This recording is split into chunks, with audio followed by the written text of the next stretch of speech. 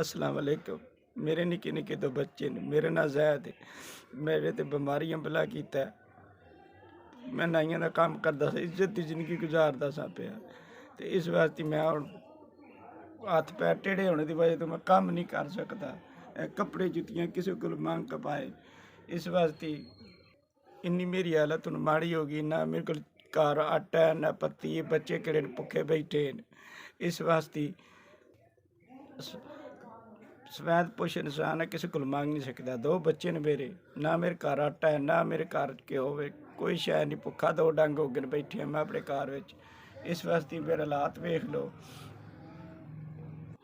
मेरे को खुदा तो इलावा मेरे को कोई आसरा नहीं, ना मेरे को जुत्ती है ना मेरे को कपड़ा है। मैं बड़ा परेशान हाँ। इस वास्ते मेरे दो बच्चे भुखे बैठे हैं असी। मेरी हालात वेख लो, हत्थ पैर टेढ़े हो गए। इस वास्ते मैं काम नहीं कर सकता।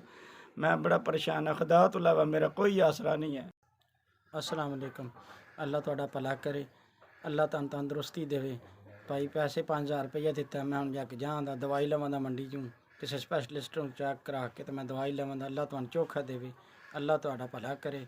मजदूर बंदा सा, सर्दी दा मौसम सी, 5000 रुपया तुसां दिता, अल्लाह तुहानू चोखा देवे, अल्लाह तुहानू चोखा देवे, अल्लाह तुहानू चोखा देवे। भाई अल्लाह तुहाडे सही सलामत तुसीं रहो, अल्लाह तुहानू तोड़ जिंदगी कोई दुख ना आवे, कोई मुसीबत ना आवे। आमीन या रब्बिल आलमीन।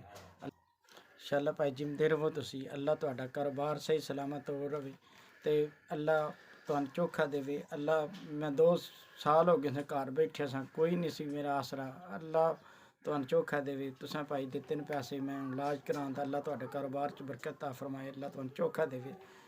आमीन यार। भाई निक्के निक्के बच्चे सन, कोई आसरा नहीं सी, तुसी आसरा बनियो, अल्लाह तुहानू चोखा देवे। भाई अल्लाह तुहाडे कारोबार च बरकत अता फरमाए। भाई अल्लाह तुसा 5000 रुपया दिता, अल्लाह तुहानू चोखा देवे। अल्लाह भाई तुहाडे बच्चों की जिंदगी करे, अल्लाह भाई तुहानू तो मुसीबतों तो दूर रखे। ऐ वेखो ना मेरे हाथ, अल्लाह तुहानू दिते, मैं हुण दुआ दा किसी डॉक्टर नूं विखांदा।